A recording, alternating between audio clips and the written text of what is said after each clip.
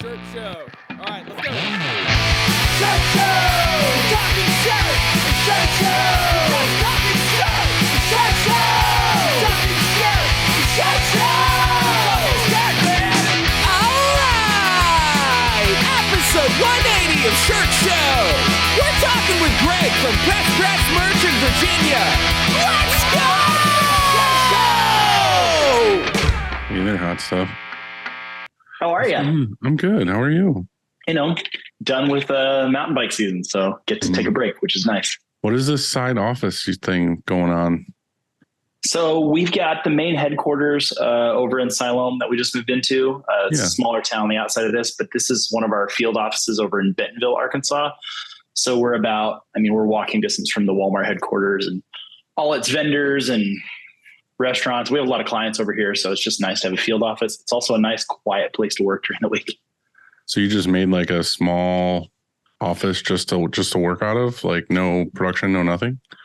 Yeah, so we had an office pre-COVID that had like retail and stuff over here too, with like multiple desks and stuff. And then COVID hit and that went to zero. So we moved into this like literally like I'm in 150 square feet. So we've got a new office that's getting worked on over in a new development down the street. And that'll be about 700 square feet. So we'll bring back retail over here and have a couple of employees working out of there. Graphic designer. Get rid of the one that you're in now. Yeah. This one was meant to be temporary, but you know, that crap just kept going. So yeah, but that's awesome though, that you have a quiet space to go.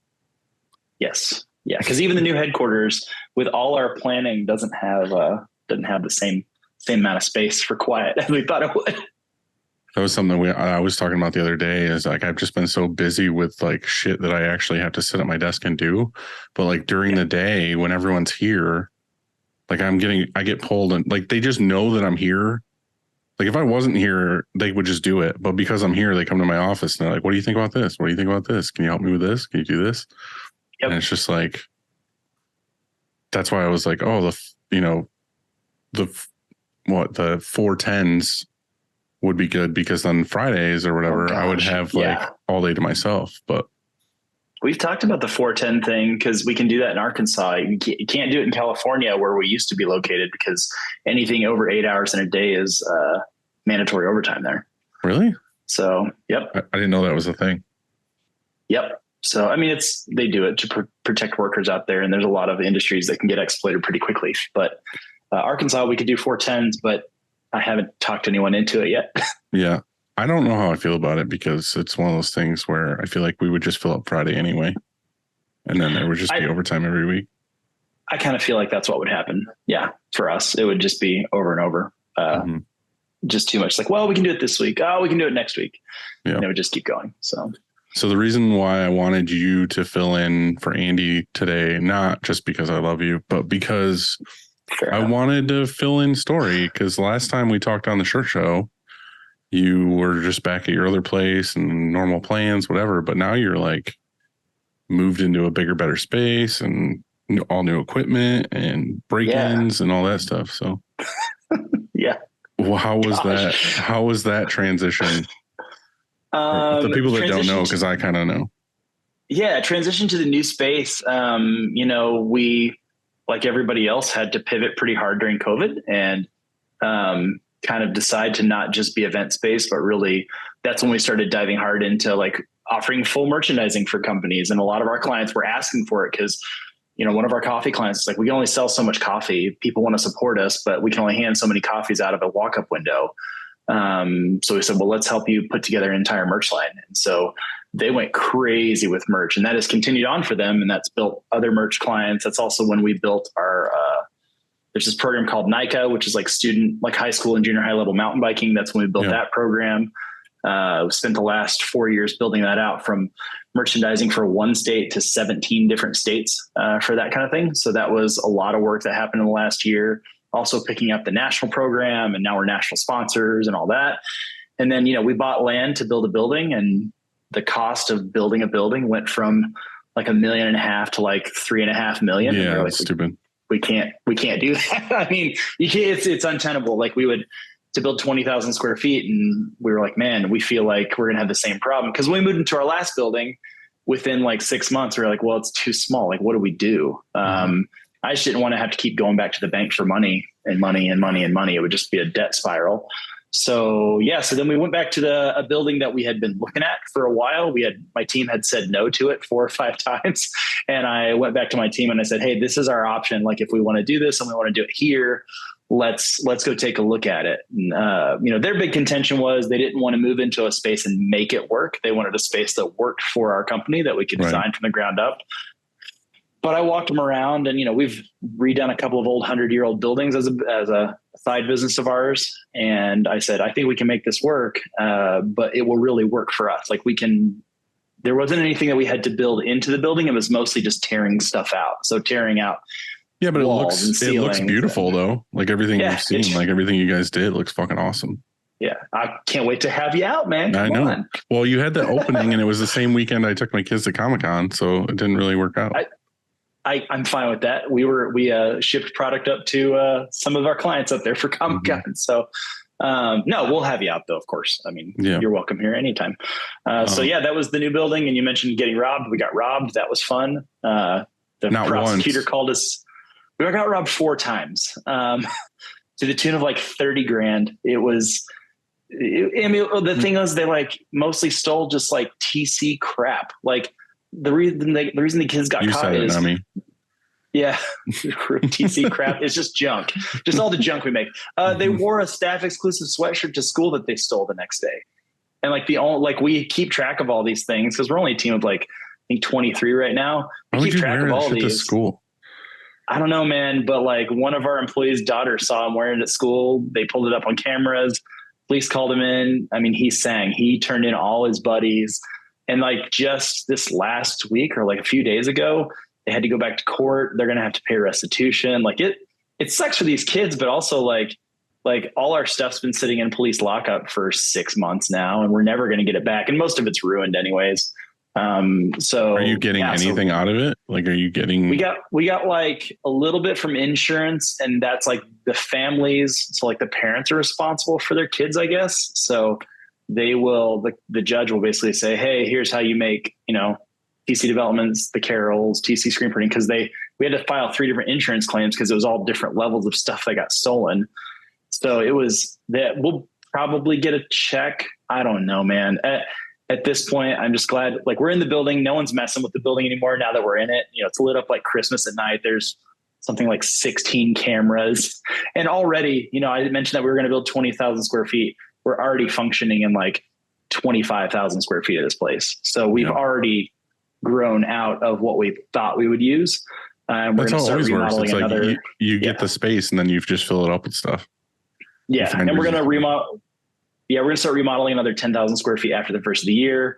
And also like we've got all this extra space. So like one of my buddies started a vintage Porsche shop in the back of it, which is super cool.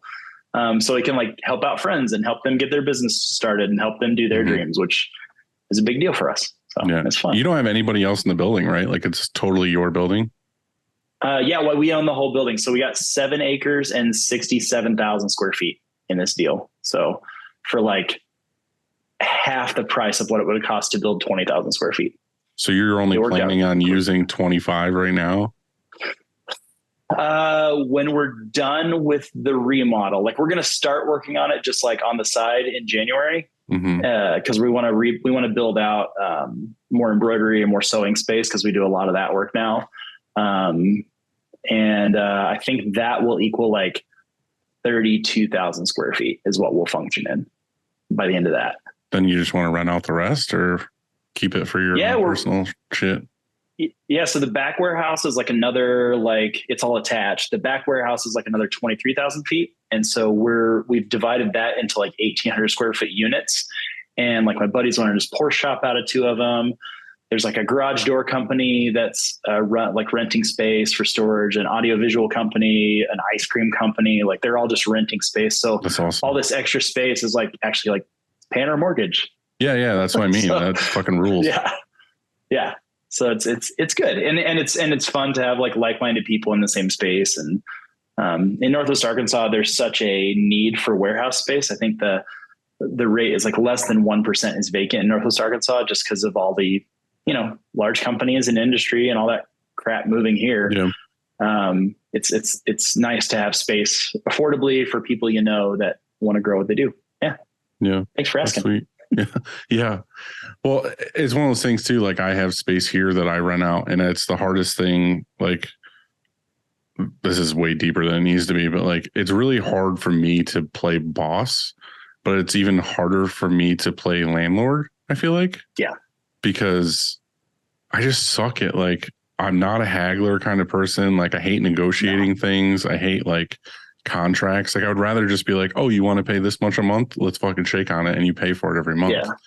Like all the legal bullshit, and like coming up with numbers and everything. We were having a really hard time with that because we own a number of old commercial buildings that we rent out. We started having some issues last year, just as it does over time, these things come up. We moved to an all digital management system. Like it's app based. They pay through the app. They submit fixes through the app. And it just, that's awesome. It cleaned things up a lot because it just allowed everything to be like more professional. Like I liked the bro deal, handshake, whatever. But it was starting causing problems. Who in this app is the bad guy with the fucking baseball bat that comes to collect or kick somebody out? Or so you set in the app like when like penalties kick in for like late rent and all that.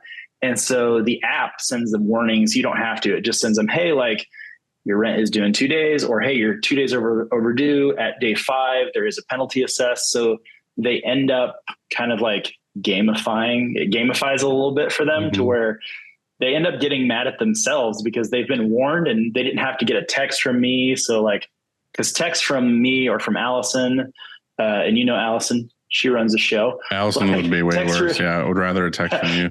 She's amazing, but she keeps it moving, man. She's our operations manager and my wife. She's amazing at that. But like getting texts from us just caused people to be upset with us. Well, now they get a thing from some app called Inago, and no one has been late on rent since we started doing this. Lease signings are all through the app now. They have to submit all their insurance requirements through the app now, and it won't let them like renew their lease without insurance requirements. So like, there's just very little room to like screw it up. So it's really fucking real estate mogul over here. Me, Mr. Vegas, and I'm a tycoon, man. I see that now. Apparently, fucking slumlord. Oh gosh, slumlord, man. I have nice places. I don't know why I said slumlord and a thumbs up came up on the screen. It was like, yep, this guy pegged. Someone agrees. Well, man, how are you doing? What all's going on for you? I mean, I see the beard's growing back. So Samwise Gamgee has. I've just been pushing. I've been pushing really hard, and the hair's coming back out. I got more. It's like uniform. I don't know. I'm okay. I got some stuff going on, but it's interesting. I kind of want to dive into it into this episode if this guy's willing, but it's funny you were talking about like making more of like a merch package for these people or some of your clients, like servicing the whole thing. And I feel like I'm doing that more and more now. So like that's like what I've been working on a shitload. It's funny, we talked about on the podcast a little while ago how me and Andy were bidding on the same job without knowing it. Yeah, I heard about that. Yeah, and then I ended up getting it, and I've just been working on that like nonstop. Like I feel like it's one of those things where they're like, hey, like initially they were like, hey, here's like an Excel sheet with like everything we need, and it was a lot of stuff. And then I was like, all right, cool, fucking like got the whole thing done. I like was super thorough, like made all the like mock-up templates, like invoices, got everything super dialed in. Pre-ordered all the transfers for the tags and all this, everything we needed, got it done. And I was like, all right, cool. Phew, got that fucking thing done. And it was like the next day they were like, here's a whole nother sheet. Like this is all like reprints of stuff that we need to re-up in stock. And I was like, fuck, it's like awesome, more than the first one. No, it's awesome the work wise, but it's also like when does it fucking end? And then it's also, which is cool. Like I don't want it to end. I'm just saying that like, but I'm also trying to like introduce them as a new customer of like, all right, well, this is like how this would work best to flow, and like what other items do you need and all this other stuff. And it ended up being a thing where they were like, hey, we need this much screen printing, this much embroidery, this much whatever. And I was just like, how about you give all the embroidery to Andy? Like I want nothing to do with it. Like I will do all the printing, and like Andy, because they knew I mean, obviously they knew that me and Andy were both competing on the same thing. I was like, just give him all the embroidery and I'll take all the screen printing. So I have no idea how the embroidery is going, but screen printing wise, it's been a shitload. And I'm like trying to, in a hurry, figure out like my biggest bottleneck right now is just finishing, like folding, bagging, tagging. Yeah. Like all that stuff. So I'm like in a hurry to try to figure out, which is funny because I spent like a whole week trying to find, I mean, I talked to you and I talked to other people about a bagger because I was like, fuck, the biggest thing that's holding us up is bagging. Like folding is quick, but like getting in a bag and getting it in efficiently. So I spent like a whole week like researching, talking to all these people about like what bagger I wanted because I'm limited on space. And literally like when I finally figured out like roughly what I want to do, I got an email from them the next day. They're like, you know what? We're going to skip the bags. We just want folded. Right. And I was like, oh, that's awesome. But thank God I didn't go buy like a, you know, like a $30,000 folder or something. The whole line. Yeah. Right. Like get it super expensive. Get it here and then figure out that I don't need it. That would really have sucked. Yeah. So I'm glad. But other than that, I mean, things are good. It's just, it's busy right now, which is really nice. Trying to navigate that and see how long that lasts. But I don't know. It is kind of waiting for the cliff of January. That's what it is for us anyways. It's just January. I feel like as soon as the holiday hit, like as soon as Thanksgiving hits, it's going to downward. And then as soon as Christmas hits, it's going to be dead. And then we'll take that week off and then come back. And then it's like, all right, what do we do now? Like, who do we hit up? Like, what do we clean? How do we organize the shop? Like, what renovations are we going to do? Until mid-February, and then it's all over again. Yep. I'm hoping that our new year in 24 kicks up earlier. Last year, you know, you and I were talking quite a bit. Last year, I felt like for us, it took till it never did June. Like June, July hit. We went back to normal and went up. But man, the first 5 months of the year this year were sucked. Awful. Like it was just, and it wasn't even fits and starts like you want it to be. It was literally like, well, it was like a week of really busy and then off for 2 weeks and then really busy and then off for a week. And it was just like, what the hell is happening? Like, I feel like we never hit summer rush until like August. Yeah. Summer rush came late and it came hard. Like August ended up being our biggest month ever as a company. And I think people were just holding off. Like I just kept hearing from people like, we're just, you know, economic uncertainty. Like people were using all those phrases again. Yeah. And I was just like, yeah, but if you don't have this, you won't have anything to sell. Yeah. I told 2024 to go back to normal. Yeah. I'm ready. Let's just go to a normal schedule. Yeah. I'm ready for the pendulum to quit swinging for sure. Cause I just like, even if we're flat next year with this year, fine. Like just flat and even would be great. But I mean, we'd like to grow with the new space and everything. Right? I just realized because I'm logged into the Zoom that my name at the bottom is Andy. That's cool. I'll be Andy today. Oh, you're Andy. What's up, Andy? Oh, yeah. Confession. I've never watched an episode. I only listen. You're better because off. Where am I when you call every time? Yeah. In your car. I'm in the car. Yeah. No, I get it. My favorite is when I meet people at an event that only listen and have never even seen what we look like. Oh, that's fun. And they call me Andy. They're like, oh, you must be Andy. I'm like, definitely not Andy. No. Like, even if you hear, it's like when you hear a radio voice guy and you're like, wow, yeah, like definitely that's the guy. Like, how do you not realize that I'm not Andy? Speaking of Andy, you don't even sound the same. He sounds like he's doing better, right? Yeah, hopefully. I mean, I'm so happy. I think it's just a toll, dude. Like the last thing, like I don't want to speak for him, but I think like the last thing that he told me that's been the hardest is just that he's been cooped up in the house for like fucking 3 weeks. Dude, yeah, I mean, and weeks before that too, right? Like since the surgery and then before, like I think he just needs to get comfortable to where he can like get out of the house and like experience fucking normalcy.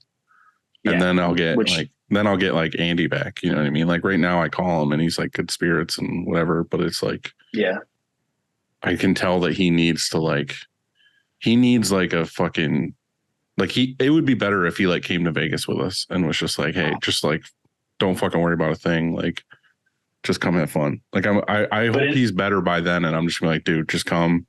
Like I'll cover it. Like, yeah, like we'll find out the day before. well, that he's coming. Or he'll say no. He'll say no, and then that day he'll be like, "Man, I wish I was there." And then, yep, I'll have to call every restaurant and beg them to add people to our reservations. It's no big deal. We're good. Last year we just showed up and just started sitting people. We're like, "Oh, we need another chair. We need another chair." For real. All right, do you have a notepad there or anything? Oh, let me grab one. Sticky note. I've got one here. I need you to draw an F for Frank button. I got to do these sponsors. Oh yeah, the Frank button. You got to be the glorious holder of the Frank button. Now, see, I've only seen the stickers for the Frank button. I've never watched an episode. So it's just a circle with an F in it, right? Yeah, it is a sticky note with a circle with an F in it. Okay, here we go. And do I press it? You got to hold it up and press it. Oh, that is sad, but I mean, it'll do. Well, first time. So Here we go. Frank. Okay, we got it in there. All right, you ready? I'm going to read through these. I feel good. Okay, go for it. It all starts with a screen, and whether it's new stretches or restretches, Frank and his team do it the best. To find out more, go to graphicscreenfashion.com, FFFFF. Rank.com. There you go. Or greatfuckingscreens.com. Yes, there you go. I tried to, I'm freezing up here. Frank is amazing. 2 weeks ago, we need to expand our screen inventory, right? So we're growing, but I didn't have enough screens to do the full shipment back. So I called him. I said, "Hey, I've only got 50 screens that are busted." He's like, "Well, send me those 50. He sent a call tag for it. I just had to strap them all to a pallet." Yeah, and then we added another 70 screens to it because I guess 120 is what fits on the pallet the best.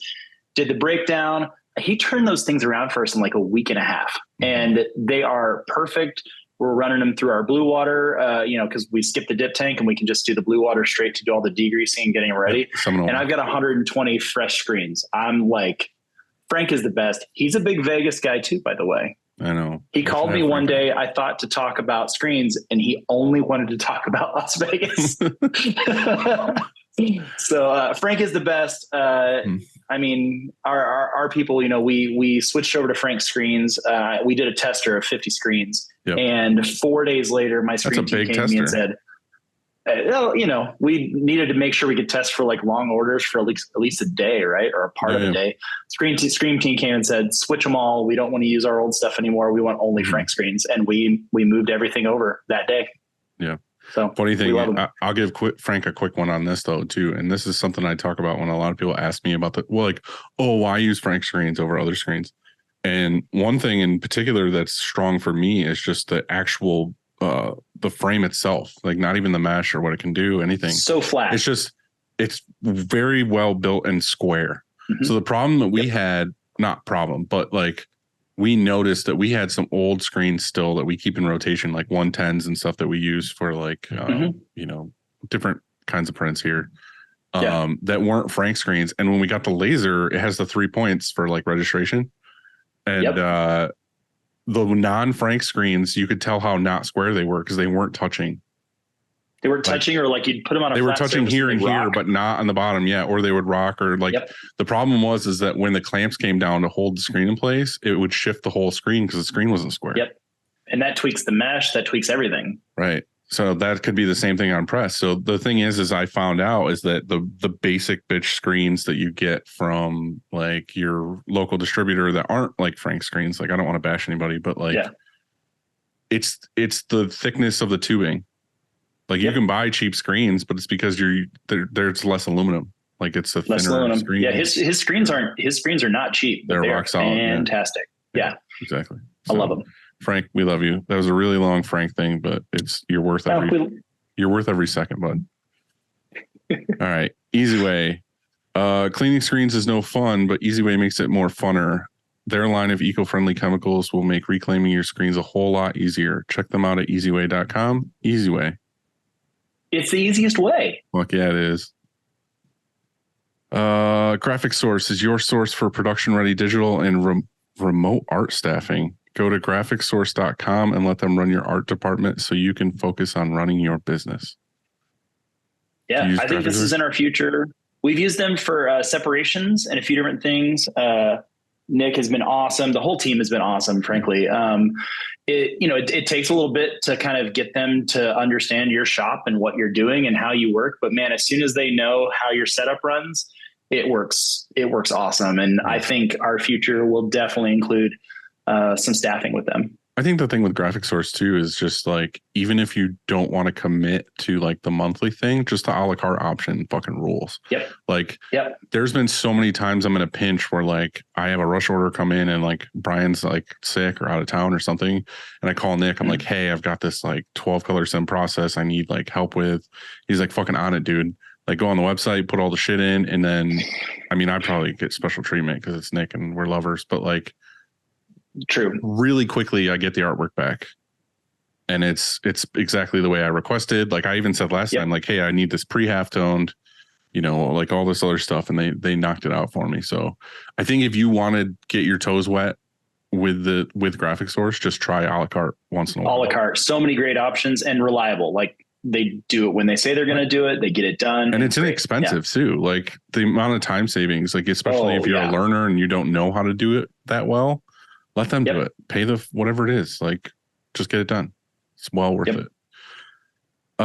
Choosing the right emulsion for your shop is complicated, and that's why we love Chromaline. Go to chromaline.com to watch Kev's vids or contact him on Instagram at the Emulsion Guru and get the answers you need. Kevin is amazing, and he's like been so helpful with us with getting the laser and the emulsion, and he's on it super fast.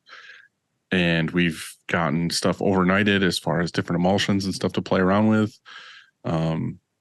I can't say enough nice things about Chromaline and Kevin. Yeah. So I finally got to meet Kevin in person at Shirt Show Summer Camp. We had only talked online, but we're early stages of talking about a laser with them. But man, he's just a wealth of information. I usually judge these people on how kind they are, right? Like for me, I'm like, okay, you can know everything, but are you good to people? Are you just a good Kevin dude? Kevin's good to people, man. That like for me, like that's we buy a lot of stuff, right, in our industry. You guys do, we all do, and good people make all the difference, and that's where we start. And he is freaking good people. So right, yeah, he's good dude. If you're not using DTF or screen print transfers in your shop, you're doing it wrong. We have partnered with Howard Custom Transfers to get you the transfer you need fast. Check them out at howardct.com. Howard has saved my fucking ass. Yep. Same here. That's all I have to say. Candy is by far one of the highest regarded human beings as far as an industry contact that I have, because she has helped me out of so many jams lately. Yep. So I can't say enough nice things. We've been getting almost every day a shipment in of tags because we're doing so much of it. And I get it pre-cut, it's sorted, bagged. Yep. Flawless. So can't say their puff transfers are incredible. We buy all of our puff transfers from them. Love it. Love their options. Love the quick turnaround. Love the service. We needed some really fine print screen print transfers for neck tags, and we hit up a couple other vendors, and they just couldn't guarantee that they could do it with like the fine details and everything. Yep. Howard CT got it done. So it was well, the cool thing too about them is there's been a couple pieces of art that I've sent them, and with DTF, you have to have that like white layer where the adhesive sticks to, and you need a certain line weight in order for that to happen. All these things, and I've sent her stuff like artwork wise where I'm like, I don't know if this is going to work. Is this going to work? Whatever. And without even asking, she's like, oh, I have them making a sample right now. So like they printed a sample and then she heat pressed it on a shirt, and she's like, yeah, it looks good here. Do you want to go with it? Whatever. And then, we go forward with it. So I think the biggest thing was partnering with her to figure out good line weights and stuff for tags. And once I got my own like 5 or 6 tags that we offer the customer of like, hey, we'll put your logo in, here's care instructions, whatever. Now I know that if I send that tag to them to do DTF and just get it all like cut and everything, I know it will hold up. So like that was the biggest concern before, is sending just a random tag that the customer sent with super fine text and find out it wouldn't transfer because there wasn't enough adhesive to make it stick. Yeah. So dialing that in has been fucking super awesome. And so full color neck transfers with DTF is massive. Like we have a couple clients who I haven't tried that yet. insist on full color. Yeah. Some of our clients are, some of them. So some of them really, really want that. And they were like, oh, you do full color, everything full color now. We're like, oh, okay. No problem. We can do that. I should offer that. Yeah. I haven't really offered. I've just been the same like white, black, gray kind of thing. But full color sounds awesome. Well, anyway, we have to let Greg in. So our guest today is Greg from Press Merch. They have a lot of similar things with getting a new building and all that. So I think we'll have a lot of stuff to talk about. He's gonna be like, "You're not Andy." I'm not Andy. You're not Andy. I'm not. Well, none of us are Andy. None of us could live up to that. I mean, he's a good dude, not overhyped. What's up, Greg? Hey. I don't know if you've ever met Tyler before, the Mr. Vegas TC we all refer to, or Data. He's here today filling in for me because apparently my thing says Andy. So he's Dylan. I'm Dylan. What up, man? How are you? What's up, Greg? Nice to meet you, man. You too. What's going on, dude? How are you? Sorry we've shifted dates and times and plans over the last like 2 weeks. It's all good, man. I appreciate the flexibility. Yeah. Well, it works for me. I'm glad you're here. I just watched your M&R video the other day. Oh, yeah. Yeah, that was fun. How was that? Was that something you've done something like that before, or it was because I know Maggie's a trip. Like I've done a lot of work and a lot of trips with Maggie, so I know how Maggie is, and I love her to death. She's wild. It's just exactly. No, that whole crew was great. They were so nice and easy to work with, and we felt really lucky they came down to see us. They treated us really well. It's funny that you guys went out on the ice. Oh yeah, because Maggie used to be a skater. I know, she told me all about it. Yeah. I played that. Gosh. Yeah. Apparently she was pretty good. That's what she told me. Yeah. But we, I play a lot of hockey, and so I'm friend and locally we work with all the hockey team and the other local rink and everything. I do a lot of work with those guys. So I called one, Peter Walsh. Yeah. Yeah. Okay. Yeah. He's a freaking king, but he's really pleased with this. But I called rink number 1 and they were like, "No, man, we're busy. You can't come out." As he tells it, I hung up, called back next rink number 2. They're like, "Yeah, come out." We got there. The skates were ready. The ice was cut. We were ready to go. That's awesome. Nice. Yeah.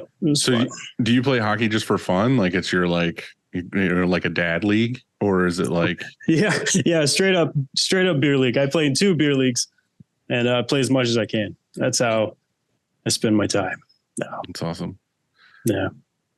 So tell us a little bit about you guys. I heard some of it from that episode that you did with them, but I kind of want the full story. Like, how did you get into this? How'd you get started?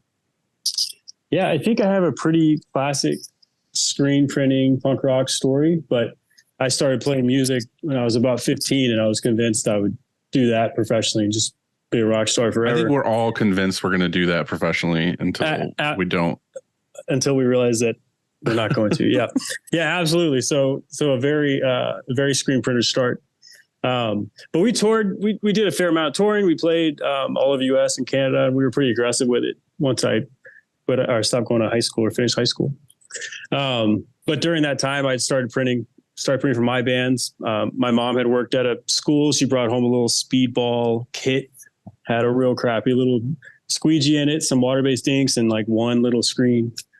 Nice. So I started printing my stuff and then my friend's stuff. And we'd go out for 30 days. I'd beat 100 bands, come back, work for those guys for a month, and go back out. Kind of that cycle would continue. You were doing all that with the speedball?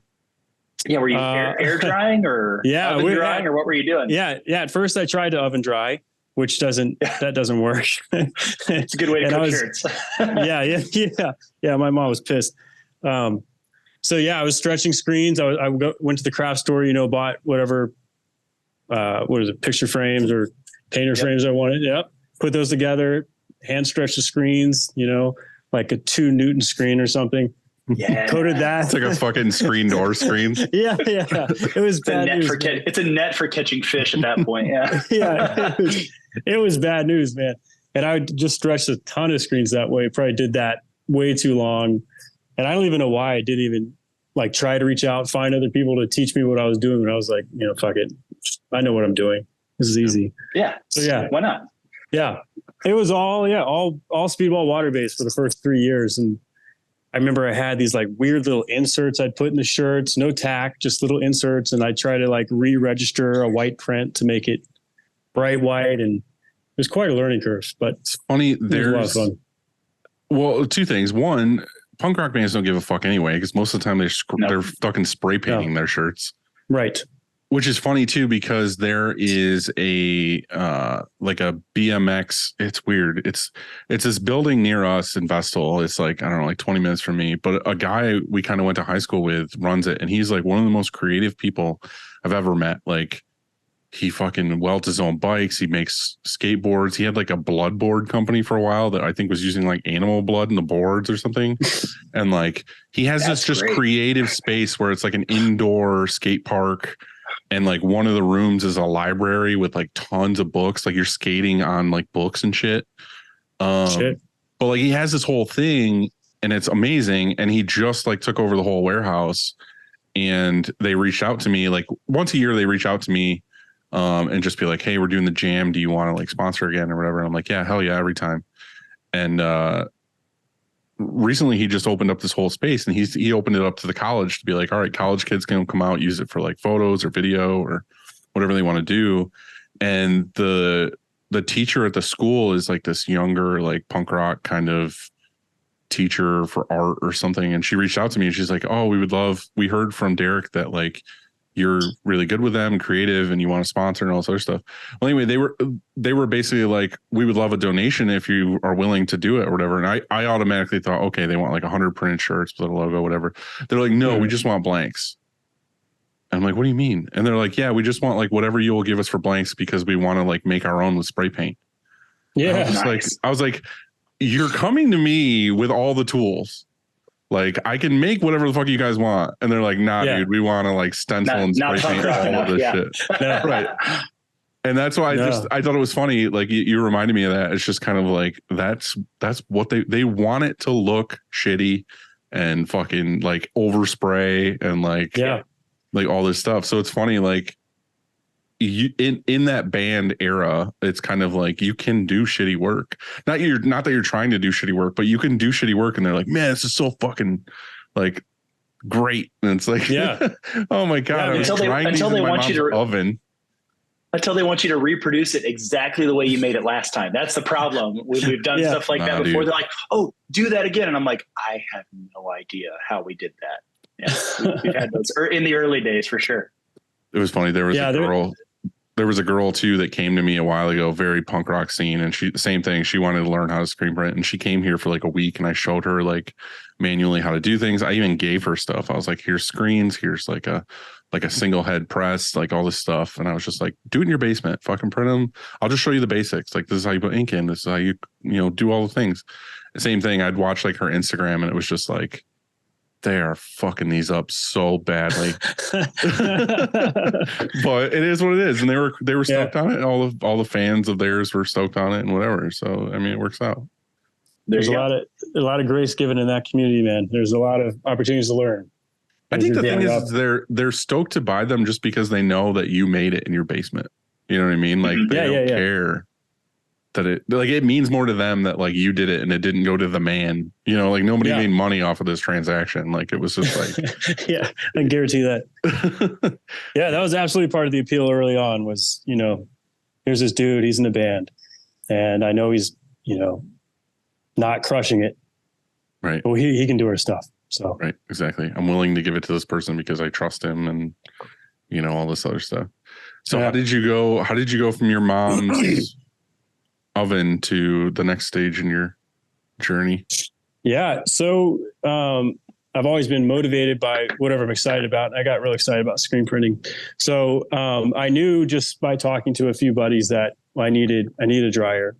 I needed an actual press that I could register more than one color on. I needed plastisol ink. I was told I needed plastisol ink. And so I came across like a Craigslist ad. So I'm in Virginia, and this was in like Wilmington, North Carolina. And it was like 2 Lawson presses, some old shitty dryer, and then whatever ink and squeegees this guy had left over. I was like, this is tight. Let's go. $2,000. I'll drive down to get it. So I hopped in my car, got to Raleigh, which is like 4 hours away, and realized the guy hadn't responded to me yet. And so I had to cook it back. But I finally did connect with him, picked that stuff up, brought it back, set up, and moved into a garage, and to my parents' garage. They let me work out of there for a while. And I just kept growing from there, like upgrading equipment as I could, picking up clients as I could, figure out what I was excited about, fucking up a bunch of shit. Yep. Moved into another little shed. Moved into a little shed and then into a warehouse. I feel like that's going to be the name. That's going to be the name of my autobiography, is just fucking up shit. Fucking up shit. Yeah. 40 years of fucking up shit. The funny thing is, like, we talk to all these different printers and people in our industry that are like big, small, all over the place. And I feel like the people who make it the farthest are the people who fucked up the most shit. Oh, like yeah. It's never like, oh, I had a smooth sail and now I'm this like, huge printer with all this knowledge. It's always the people who are like, yeah, well, my shop burned down twice and I lived out of a van and like I fucking, I sold, I did illegal dog fighting in order to like pay the bills. And it's like, it's always right. It's always shit like that where they're like, you're like, oh my God, I really respect this person. Dude, if I ever have an employee who makes a mistake, which happens, right? Like I also use that as hey, like you messed up 50 shirts today. Believe me, I've done that times 100. Like you are good. You are good. Just learn from it, move on. It seemed to be a really good way to connect with them and make them feel not so bad. Cause I have some employees who, man, they wear it super heavy when they screw up, but I'm like, that's part of it, man. Now you know how to not do it. So let's go. Yeah. I think those are the only lessons that actually are effective. You got to feel a little bit of pain, a little bit of discomfort for that to really sink in. It's the little kid putting his hand on the stove. Like you'll never do it again. Man. Absolutely. Yep. Absolutely. You got to feel a little pinch. It does suck. I mean, the funny thing is it's like, we all say that like, yeah, it's growing. It's like for our, our body and mind to like fuck something up. But when they fuck something up, that's like a $5,000 or $10,000 order, you're like, couldn't you have fucked up like 100-piece order? Yeah. Like, you could learn your lesson just as much on 100 pieces as you did on like 3,000 pieces. So. Yep. We had I'm curious that just brings it up. Biggest mess up or like dollar amount mess up in your shops? Cause ours was in the range of like 35, 40 grand. One order. It was bad. We claimed insurance on that one, but anybody have anything like that? I'm curious. I don't think I've had one that large. I bet 10 grand is probably like our biggest resolution to a problem. Yeah. I was going to say probably around 10. Yeah. Yeah. Funny thing is my sister-in-law is my insurance person with like the building and like all the things. And she came to me once. She's like, don't you want insurance on like your, if you fuck up an order or whatever? I was like, no, like, what do you think we are, amateurs? Like, why would I need that? Yes. Omissions and errors clause is like saved our bacon on that one. But then we actually found out that our insurance agent hadn't filed the right paperwork. So they had to file their omissions and error clause to fulfill our omissions and error clause. So like it had to bump through. It was terrible, man. But we got it done and it got fixed and they got paid for, but it was awful. So funny thing is it's like a life lesson for me where I'm finding out that like things I scoffed at earlier in my career, like why the fuck would I ever do that? Or like, why would I do this or whatever? I'm finding out now as like we grow as a company and I'm like, oh yeah, that makes total sense. Yeah.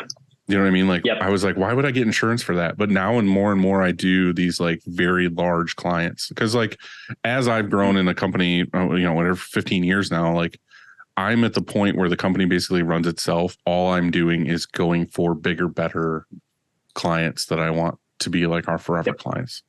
So the more and more I have time to go for those people, I'm finding out that I can get these massive orders in. Not necessarily massive as like a one-time thing, like, oh, we need a fucking 100,000 pieces. I mean, like a customer who wants to place a 500-piece order for like 80 designs and they're constantly churning them out. That's where I'm like, oh yeah, they want terms too. So, okay, cool. We're like $250,000 in the hole before they pay their bill.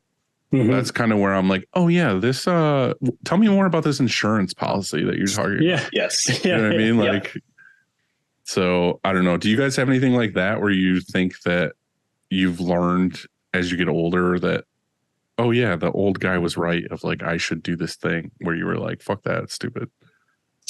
Yeah, I think a lot of things that my dad used to tell me when I started the business, and then peers would tell me as we're moving through, I was just resistant to, for no reason other than, well, I have a different idea and it's my company, so that's probably going to work. Right. But I mean, even like structural things, even insurance, even manuals, you know, like those guys, like deep down, I don't want to do any of that stuff. And so I'm super resistant to it. You know, I just don't feel like we'll be fine with that. But yeah. It's funny too, because like Tyler's my go-to when it comes to like the data stuff. And I'm not that guy at all. Like I'm not the guy like looking for data. Like it's funny, I'll go to dinner with some of my best friends in the industry and they'll talk about like, you know, their P&L and all this other stuff. I'm like, I'm just the guy sitting in the corner like, yeah, that's cool. You know what I mean? Like I never look ever. Like I don't give a fuck. Like I know it sounds terrible as a business owner, but I don't ever look ever. I'm never like, oh, we're up 30% from last year. I'm just like, yeah, like we were in business this month and we did great. Like I don't ever. There's money in the account. We're good.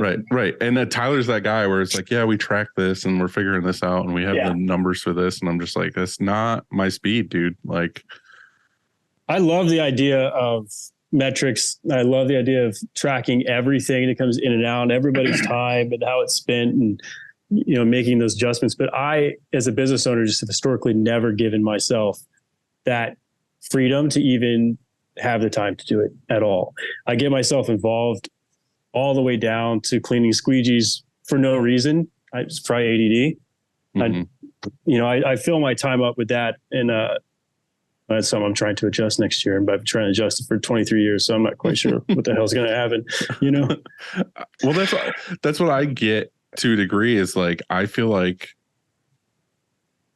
I'm more in the class of business owner where to me, it's a passion project that turned into something that makes me and my friends money. Yeah. And I just adjusted to this works. Let's just keep riding this train as long as humanly possible.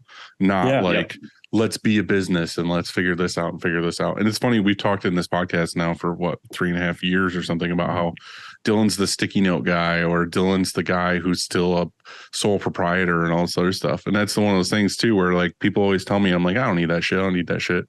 Where like, literally right now I have a meeting tomorrow to go finalize like the S Corp and like turning my building into an LLC and like all this other stuff. So proud of you. So proud. I know, but it's funny because like I meet with my guy who handles all my financials and stuff. And I'm just like, just get this done. Like I'm sick of fucking hearing about it. I'm sick of being ragged on about it. Like it has nothing to do with me actually caring. It has to do with me to be like, I just want to tell these people who keep telling me to do this, that it's fucking done and off my list. Yeah.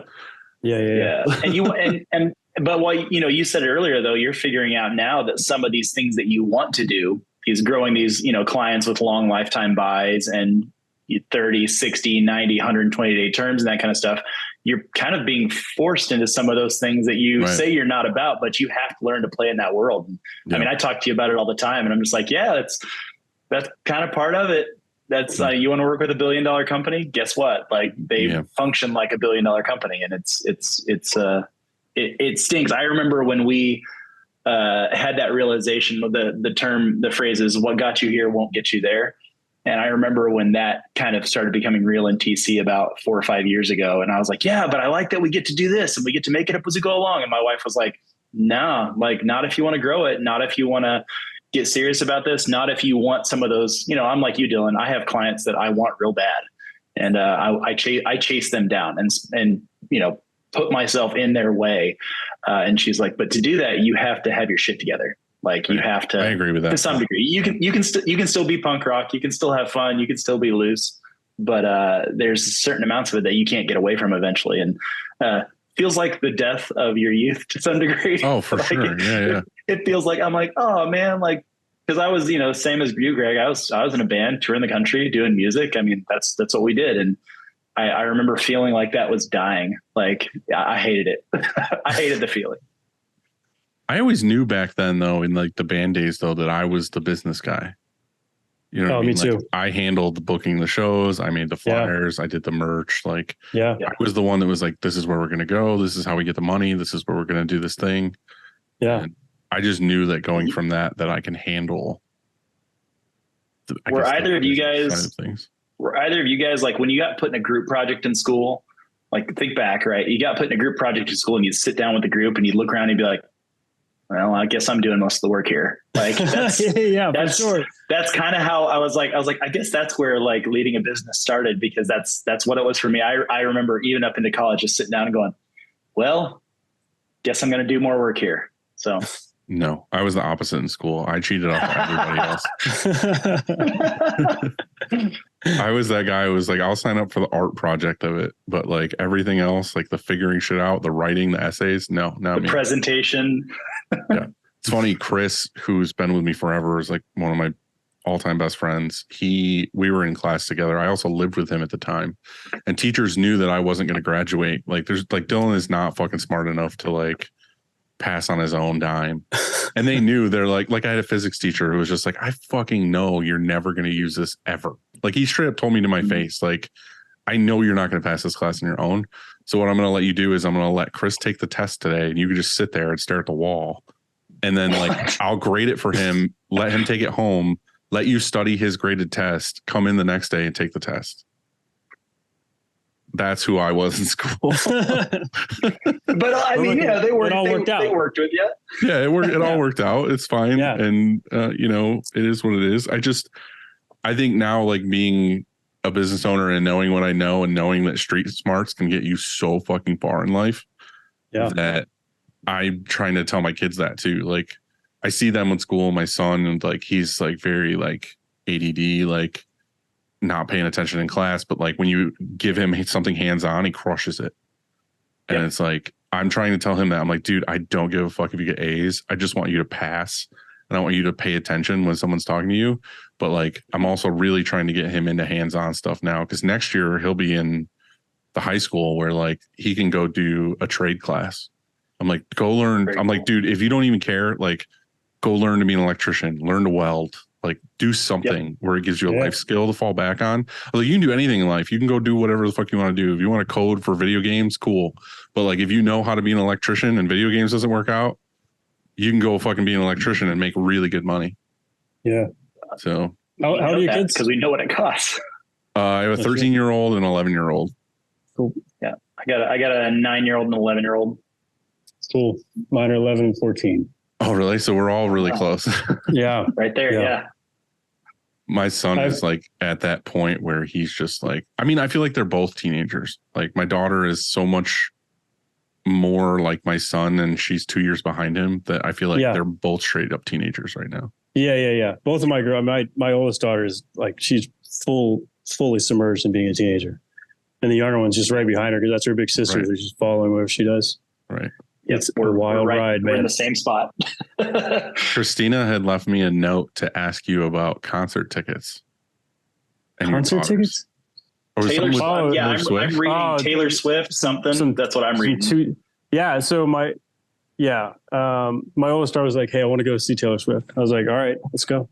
Good for you. You spent $3,000 on the ticket, is what you're saying? We're not going to talk about how much we spent. We're going to talk about how much we spent on it. But she was like, yeah, she was like, I want to go to the Toronto show because that's the only show that has tickets. I was like, okay, I'm not going to do any research. Right. I'll dig in. Let's go. So I sat at home on a computer for like 2 hours, sat in the waiting room, did all the work for it, got the tickets. And then she came home and I was like, yo, I got the tickets. She's like, that's tight. My friend got tickets to the Atlanta show. I was like, why are we flying to Toronto to see Taylor Swift? There's an Atlanta show. She's like, oh, I don't know. I didn't think about it. No. She's kidding. Makes sense. Which is funny because like my daughter I feel like is the same, where she's like, I really want to see Taylor Swift. I really want to go see Taylor Swift. Yeah. And we did the whole thing, like got the early thing and then did the whole waiting room, but we didn't get the early access or whatever. Like it didn't, we weren't part of the lottery. So it didn't end up working out. But I feel like she loves Taylor Swift, but her ultimate is Olivia Rodrigo.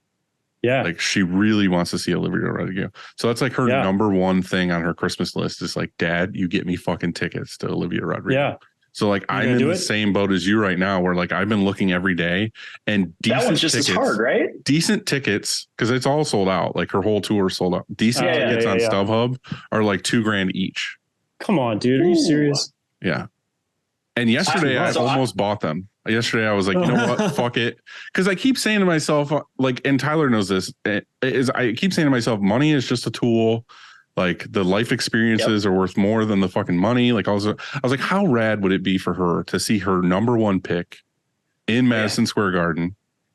Oh, like, shit. Because for me, I'm in New York. So like for me, it's like MSG is like where I would want to go. Yeah. So I'm like, you know how rad it would be to be your first show, to be your ultimate, and get to go see it in Madison Square Garden. That would fucking rule. It was see so. Yeah. So that's why I'm like, just wait till the movie comes out and take them to that. That's what I did. They went to the Taylor Swift movie. The movie was so good. And I want to go to the actual show. Well, the funny thing is it's she wants to go, and obviously I would take her, but her best friend in the whole world wants to go just as bad. So not only do I have to buy my daughter a $2,000 ticket, I have to buy her best friend a $2,000 ticket. Yeah. That's so that I can take all three. And then I found out yesterday, I was like, all right, cool. Yeah, the tickets are this. Like, it sucks, whatever. Put them in the cart and found out the StubHub fee is like what's that? $300 a ticket. 50%. Yeah. And it's like, golly. It's like, oh. But see, like, here's what would happen is, so my daughter really wanted to go really bad. And I was like, okay, we did the whole thing. We looked around, did the thing. It just wasn't going to work out for a number of reasons. But our friends went to one of the Nashville shows, and there was lightning and thunder. It's the one or all the videos online where she's performing in the rain. Well, what they don't tell you is that concert goes on no matter what. So they shuffle them all out of the stadium into like the underpinning. So they're inside, out of the lightning, shoulder to shoulder, front to back, just standing there for 4 hours, just in a mob of people. Then the lightning stops, so the rain keeps going. They get shuffled back into the stadium. She starts playing at 10 p.m., plays until 2 a.m. Like that would be the show that I would end up with tickets to. And my daughter, she's 11. She starts melting, turn into a pumpkin at, 10 o'clock at night. So she'd be miserable if you could spend all this money to be miserable. And I was just like, I can't do it. We're not doing it. Yeah. The funny part of that is like, there's concerts that I've wanted to go to and watch now on YouTube. And it's like, some of them, obviously, like I wasn't old enough. There's this one Metallica one where they played in Seattle, where like I've watched that concert so many times that like I always say that if I had a genie, one of my wishes would be to be able to go to that show. It was like 1989 or some shit. But there's another one where I was totally able to go, where and I don't care if I get flack for this or not, but the first show I ever went to when I was a kid, because they're from Buffalo, is the Goo Goo Dolls. Please. Not Creed. Okay. It was the Goo Goo Dolls. Wait, so what era? Dolls. What era of Goo Goo Dolls though? Like good Goo Goo Dolls, not the punk Goo Goo Dolls. Probably a little bit after. Oh, okay. So like they had already made their big smash, like Iris and stuff. Okay. All right. I can see Goo Goo Dolls. I'm saying I'm not sure. I love them because they're like not hometown, but like close enough where it's like they're big in this area. Yeah. So anyway, like their number one show live performance is live in Buffalo. It's online, but it's downpouring rain the entire time. So like everybody who got to go to that show, it sucks. They were like in thunder and lightning and rain and all this other stuff, but it's like their number one, like biggest show ever. And it's like, I wish I went. Like everyone was they were in the rain, like they were playing completely soaking wet. Yeah. So I think it's one of those things like you just got to go, dude. Like I know you were saying Taylor Swift would have been wet and all this other stuff. I mean, that sounds pretty nice too. Taylor Swift being wet, but like, just like going to the show in general would have been amazing. Yeah. I would have liked to go to the LA show. It was, you're pretty much guaranteed good weather out there. Okay. Now we're talking about Taylor Swift. Let's get back to screen printing. So, okay. So you're in your mom's. Did you move to another place for a while before you got the building you're in now? Oh yeah. 4 or 5 buildings. So it went like bedroom, spread out to the living room, I spread out to the garage, I spread out to the shed, hung out in the shed for a couple of years. And then I moved into, 1,000 or 2,000 square foot building where I lived for a while, brought in the first auto, worked out of there for a while. Then I bought a building, like this little 10,000 square foot building that we were in for, I don't know, 12 or 13 years. And that thing was great, but it wasn't really made to be a screen printing shop. It was like half wooden floors. So I'd be like maneuvering a dryer or something with a forklift, and one of the forklift wheels would try to go through the floor. I know exactly your pain. Yeah. Yep. It's pretty scary. So it was a cool building though. Had a lot of emotions attached to it, but we moved out of that one in July of this year into this building, which is 30,000 square feet. And that's when we brought the Cobra in. So I was talking to Tyler before you came on, because his thing is he just moved to a whole big building. So one thing I wanted to ask you, especially right now, I mean, Tyler were on the same page with this, is last year and this year have been so fucking weird as far as like business, like weird ups and downs and all sort of stuff. And you're like, hey, you know what I should do? I should go invest a fuckload of money in a new building. Yeah. Why not? So I want both of your opinions on, like, be real with me. Like, how do you really feel about this decision? I know like it's cool and like whatever, but like scary times. Are you both just like, yeah, fuck it, ride it out, let's do it? So I'm a lot like you, Dylan. I do all of my business considerations based on feel, which is just the worst thing to do, especially. I mean, best and worst. Best and worst, but at some point you're responsible for. Yeah. At some point you're responsible for 25 people, and you can't just like make split second decisions about like, should I buy this building or not buy this, or whatever it might be. Yeah. You know, but I still am. Hopefully, maybe one day I'll stop. But I have no worry at all that this move wasn't the perfect solution for us, or that it's not going to work out. You know, I love this industry so much. It's been so good to me. I think we've done a lot of really great work, and we're very good at what we do. We have great customers who like to work with us, and we treat really well. So I just have no concern about it.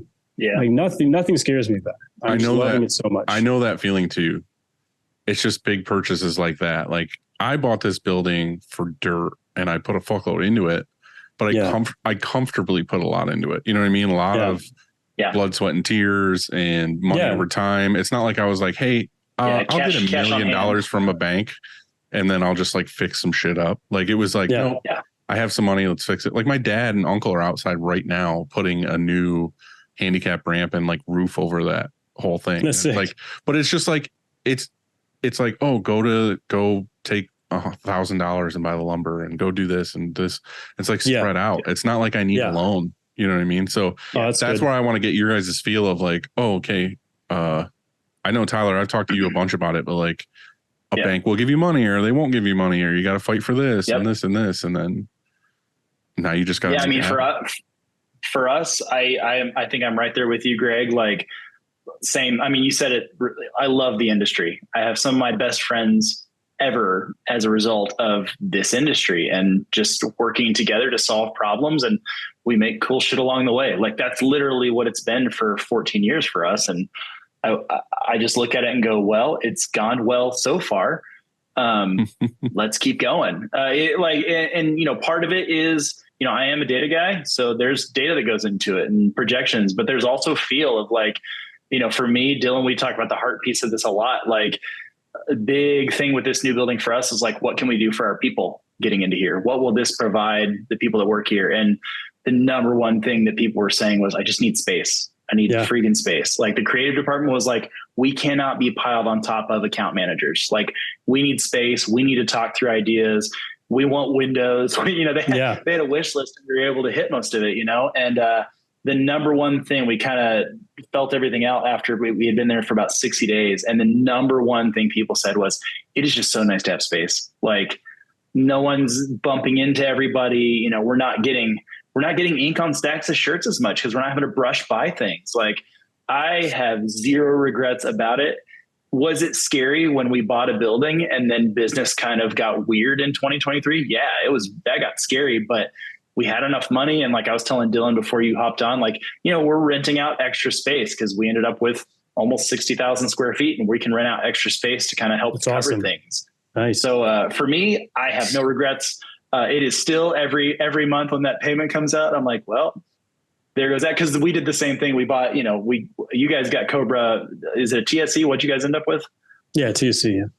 Yeah. I mean, same thing. So you know what it costs, Yeah. we dropped a significant amount of money moving into this building, but what's the phrase they say? And it sounds cheesy, but like success is when preparation meets opportunity. And so I'm like, well, we're ready for growth. If it comes our way, and here's the deal. If it stays steady with what it is right now, we can afford it. It's fine. Would love to see it grow. We've got the room for, I want to ask you about fulfillment and stuff in here, because I see some stuff about that in the notes, but we've got room for that kind of thing. We've got room to warehouse for customers. We had a customer call us last week that we've been pursuing for 2 years.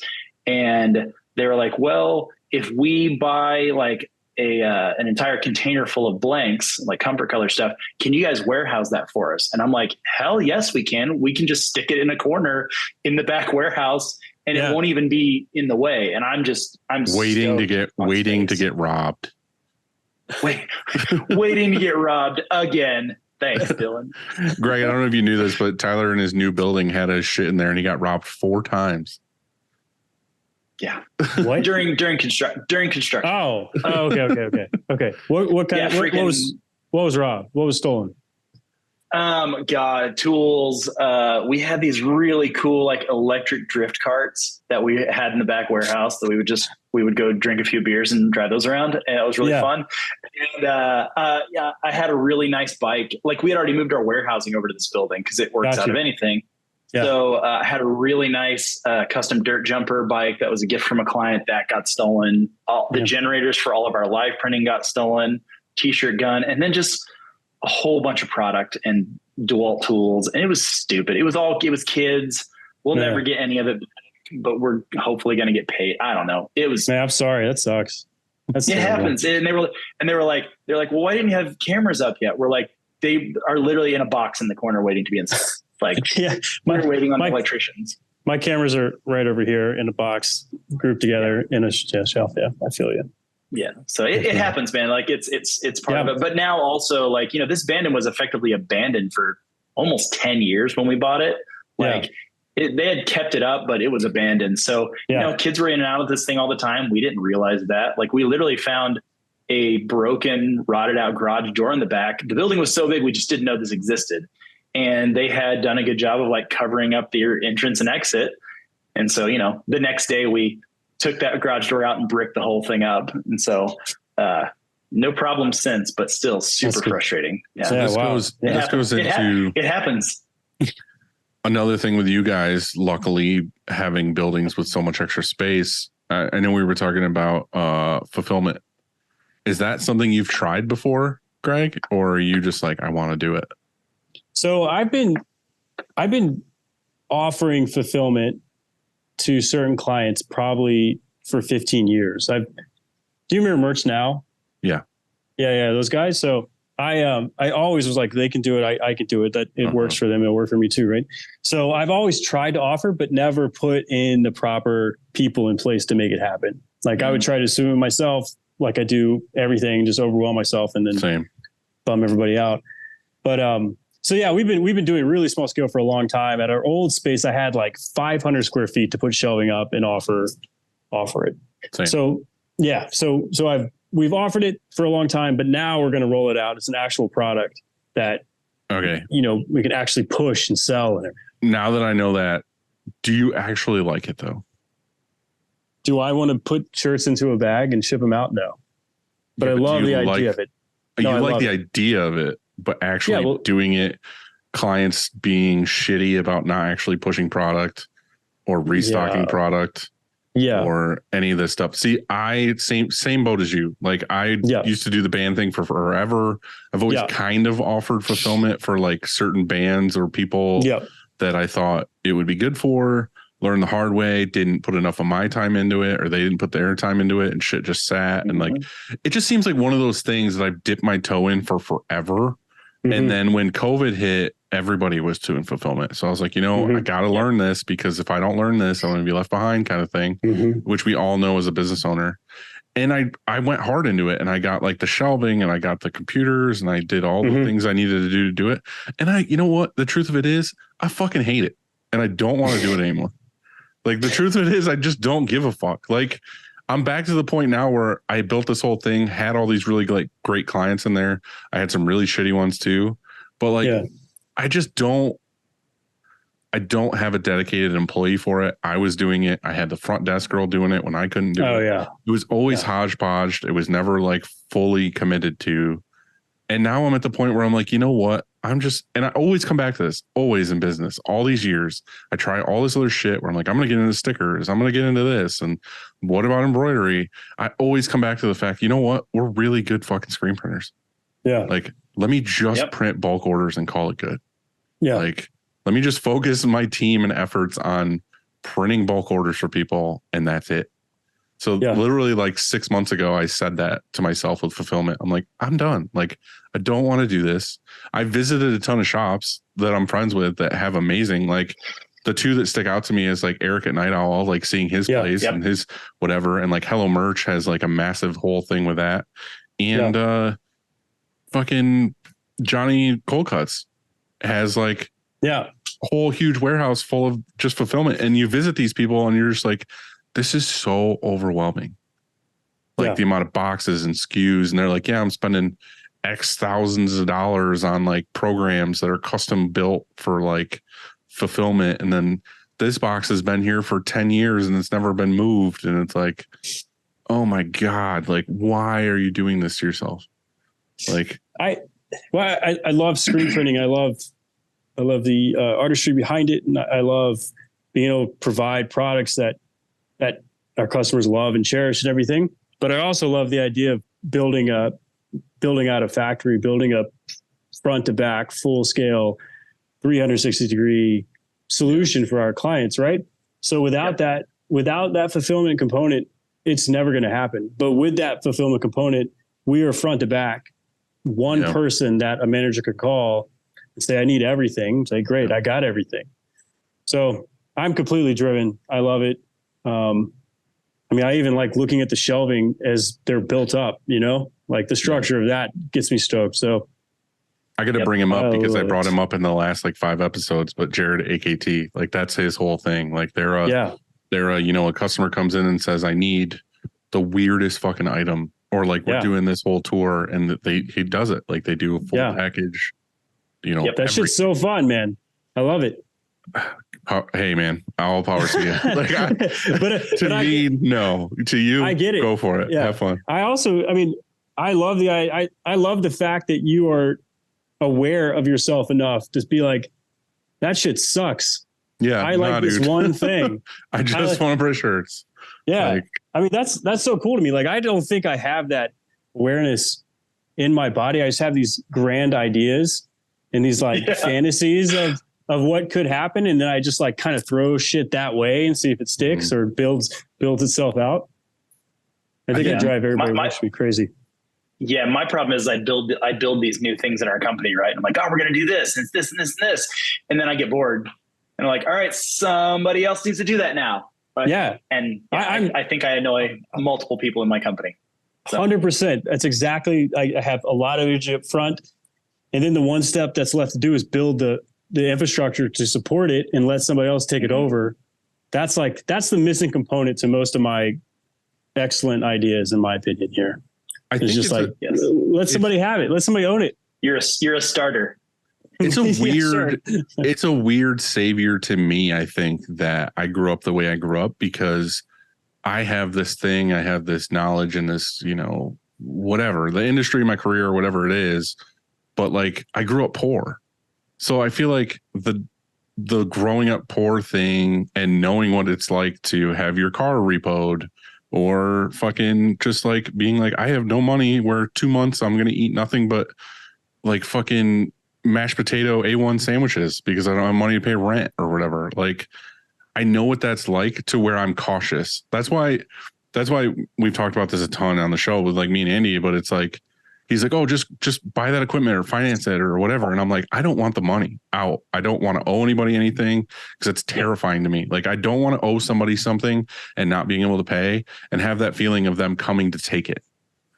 So like for me, when I come to these ideas of like, oh, I want to grow the business here, I want to get this big building or I want to do this thing, like I'll process it in my head for like a year before I pull the trigger, or I'll research everything to know like, I can afford this. I can pay cash for this. I can buy it. I have the customers for it. I know this is going to work. So what happens to me is I get to this point where I'm just like, I've researched the shit out of it. I've done everything I want to do to make it happen. And then when it comes time to pull the trigger, I'm like, I just sit back for a second. I'm like, do I actually fucking need this? Or is this just some idea that like some other shop has that like, I'm like, yeah, that would work. That's cool. And I always fall back to, I just want to print really cool shirts. And like, I'm happy. And like, we all make good money here. And like, I can travel anywhere I want to travel. I always have money in my bank account. Like, why am I getting more of a headache of being like, I want 10 more presses and I want this and this? Cause then I'm fucked. Yeah. You're probably not gonna be fucked. You'll probably be just fine. Yeah. But I'm just saying like, I'm comfy. Why am I making it more complicated? Yeah. If you're good, you're good. He's right. You know, I don't know. So I wanted to talk to you a little bit too about the whole band merch thing. Like, has that always been your focus? Like to today, you're still like all about doing band stuff. I know you do other stuff like everybody, where local people and people that come in, but are you focused on band stuff, or is it just what comes to you? No, 100%. Yeah, it definitely comes to us. We definitely have, probably just like for you guys, like wild things fall out of the sky. You just land in somebody's ear and then all of a sudden you're doing the craziest jobs. But 100%. Anything that I do, any money I spend advertising or energy I spend advertising is either with music or hockey, and that's it. But this building was bought and moved into because I want to produce more merchandise for bands and have more clients that are on the road. Yeah, for sure. That's everything for us. We really focused on bands for like the first 6 years, because that's where we all came from. We all came from bands and we were like, hey, we want to print for bands. For us personally, we got really burnt out on it because of the whole business model of just like bands being like, not having money to pay their bills. The artwork was always usually terrible. I mean, you get cool artwork, but I mean, as far as like quality wise, it's always like a fucking JPEG. Yeah, you're still going to clean it up. Yeah. And then just the whole like, oh, well, can we do 30 days? We have no money, but we have this really big tour coming on. And then it was also too like the whole like don't meet your heroes kind of thing. Yeah. Like we would work with these bands where we're like, oh my God, I love this band. Like I fucking seen this band live like 100 times and stuff. And then you work with them and you hate them. And then you hate them. You're like, you find out their dicks. And then you like, hate them. Never listen to this fucking record ever again. Like whatever. And it's just like, once we found out that the other things that we were into other than band stuff, we put our focus into those things. We were like, oh wow, these people pay their bills and these people have their shit together. So that was, I just like real quick, I don't want to like say band stuff's awful because we still do a ton of band stuff. But it's not our focus. Like we end up in bands just working directly with the labels more. That has been a lot easier for us than working directly with the bands. So we've got a couple small labels here in Northwest Arkansas, and they also manage the merch. And it is just that kind of middleman to that process has been really good for us because it just comes in a lot more organized. And they say, "Oh, I can agree to that." On tour, we've really, for us, we leaned way more into that because I was following the same problems as you, Dylan. I was like, I don't want to work with any the management stuff. That's mostly the bands we're doing now is where the management comes to us and is like, hey, I need shirts for fucking Grateful Dead or this or whatever. Like we do a ton of that stuff. It's just dealing directly with the band for the most part is usually been a pain in the ass. Not all bands, but a lot of them. A lot of them. I imagine that almost all of them would be a pain in the ass if you're dealing with the band. I mean, right. There's usually one guy, there's a you or there's a me who's in charge of making money, but and booking shows and everything else, but you're not making a lot of money, period.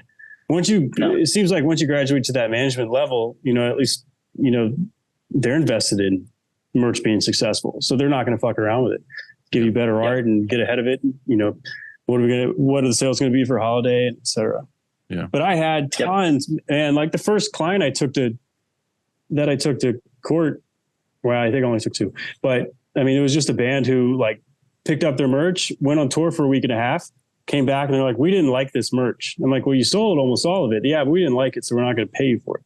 Yeah. Fuck that. No, nonsense, man.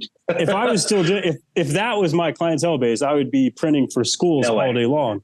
Right. And just government stuff. But that's what I'm trying to say is when we did that for so long, we were in the hardcore scene. Like all the bands we dealt with were like hardcore bands and all this other stuff. Yeah. And it's always like you're talking to Chad, and then fucking Chad drops off the face of the earth, and you're talking to fucking Tony. And then Tony's like, well, I don't have the money. Andy's got it. And then it's just like, dude, fuck this. Chasing it around. No, and man, that after that was when we made our hard fast policy of like, we take 100% payment up front. Like we will not print your order until we get, like, I'll work with the band all day long if they want to pay their bill first, but I'm not doing the whole, like, we'll pay you halfway through tour thing. Yeah. Nope. Yeah. Because they never pay. And then when they ghost you, the reality is for us printers is it's not worth the lawyer. It's not worth the headache. Nope. We can threaten all day long, like, oh, we're going to take you to collections.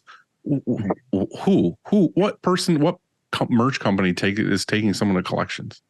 I remember showing up to a venue once. I was so pissed at this band for not paying me. I was like, how can I get in there and steal that head? That's about what they owe me. I would take the fucking valve stems out of their van tires is what I would do. Oh man. That's my favorite tool. Like that little valve stem removal tool. Yeah. Dude, anytime anyone fucks with you, you don't have to slash their tires. You just go take the valve stem out. Take your valve stem out. Because the best part is they can't put air back in. They're just fucked on the side of the road. Or you just shove a potato really far up their fucking exhaust pipe. There you go. Exactly. Yeah, but no, I mean, we're lucky with our clients. I got confused. We're lucky with our clients. They're cool. All right. So in talking to Maggie too, she said, in watching your video with M&R, you said something about possibly wanting a DS. How invested are you in that? I mean, yeah, I want to hear about that for sure. Do you guys not want a DS? I wanted a DS really badly for a while. And that when we bought our G3, the point of getting the G3 was that I could put the DS on it. Same with and I'm going to be totally honest with you. Like, I like the DS. I know a lot of shops that use a DS. I just feel like it fell off the face of the earth for me once DTF came in pretty hard. Because the whole reason for me wanting the DS was there was all these jobs that we were getting asked to do that were like super high color count, or it was whatever, or it was a photo of somebody's face.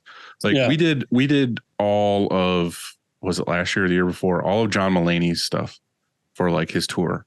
And all the designs that we had to do for him were literally a fucking photo of his face. Yeah. And we did so many of them that we were like, this would have been perfect on a DS. Because the problem is you're doing the same process. Yeah. The problem necessarily wasn't, this is going to get in the weeds, but the problem wasn't that it was a photo of his face. The problem was that it was a photo of his face from an old yearbook where it was yellow. Oh. You know what I mean? Like an old yearbook photo where it starts to turn yellow. That was this picture. So the problem isn't that we were putting his face, is that it was so fucking yellow that no matter how we did it, it always just looked like he was jaundiced to fucking back. Like, you know what I mean? But as a printer, you're like, this looks terrible, but this is what it looks like. Like, this is what it's supposed to look like. But it was just such a pain in the ass to get like all the colors to blend right, to get it to look good. And I feel like every time we printed it, we tweaked it a little bit. And with the DS, it was like, oh, hey, this is what it is. Boom, print it, done. That's where I was like, man, I really want a DS. And then we just leaned in the other way with, and again, like, it's not out of the cards, but it's just like, now anytime anybody comes to us, it's like, oh, I want X amount of pieces. It's never like, oh, I need 10,000 pieces, because that's like DS. No. But like, if somebody's like, I want 100 pieces or even 500 pieces of like this photo on a shirt, I'm like, well, we can screen print it. We can do this. This is the price for a sim process, whatever. Or it's like, hey, this is this new, high color, infinite color count, fucking water-based transfer, heat applied product, because nobody wants to say transfer. Yeah. No one wants to like, transfer. They're like, oh yeah, that's cool. Let's do that. And I'm like, I don't need a $400,000 piece of equipment with print heads that clog and all this other stuff. I have this thing I can order and just heat press and be done with it. So would you go all DTF? Would you can you see a shop in your future where it's just a sea of heat presses and DTF? I think that's already happening for sure. And there's friends of ours, Tyler, we know. I mean, for you. For me, I think in the future, I don't want to say this or admit this, but I think in the future, within 10 years, it's going to be a lot of that. I have a feeling that screen printing isn't going to die, because there's always going to be this whatever, but there's going to be this cost balance thing and time thing where you're like, okay, in my shop, anything 4 colors or over, we're doing digitally. Anything 4 colors or less, we're going to screen print. Or if it's, depending on the time or whatever, I see in the near future, there's going to be a DTF machine that will print and cut and immediately go right to like some kind of auto heat press where you can just print, cut, put it on, boom. Kind of like how the digital stuff is now with like the Polaris, where it's like you scan the fucking barcode and it prints up what you scanned. It's going to be the same thing. You're going to scan a barcode. It's going to print the thing, come out, put it on heat press, whatever. Like, I don't know when it'll get to that, but I feel like so much of the digital stuff is moving now where it's only going to be a matter of time before the white underbase, the adhesive, all this is so good that it's going to put anything that's high color count into that. And we're just going to screen print the bulk stuff that's like, oh, you need 5,001 color shirts, like screen print it all day long. That makes the most sense. Yeah. I mean, the scariest thing for me in that is, Dylan, we were up at M&R with a couple of people back a few months ago.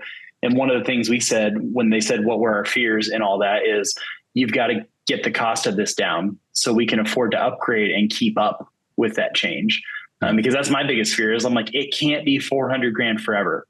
Like at some point we will I hope we can grow at a rate that would allow us to hit that, but it'd be really nice if we could grow at a rate and then that price would come down to where, oh, now it's $250, it's not $400, or whatever that is. That's my biggest fear is that the tech will keep moving, but the cost of that tech won't come down quick enough through companies like M&R that we depend on, right, to have the best and the greatest equipment and the highest tech and the most forward-thinking tech. We need them to also get the price down so that we can get there quicker with them. And again, I think the DS is great. I think the Polaris is great. I think M&R is on the forefront of always making the best equipment in that sense. Like, I'm not trying to talk you out of a DS. I think fucking go for it if that's what you want to do.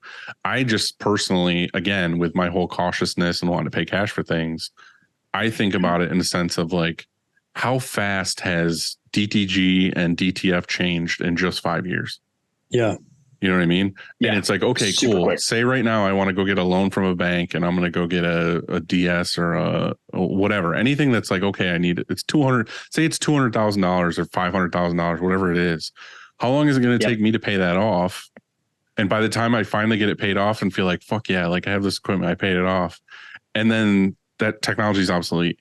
Like there's something else out now that's way better. Yeah, because you're going to be on a 5-year lease on it. There's going to be something new before the end of that lease and something better that outdoes you. Right. Like they're like, oh, you can print the white with a digital head now with no pre-treat.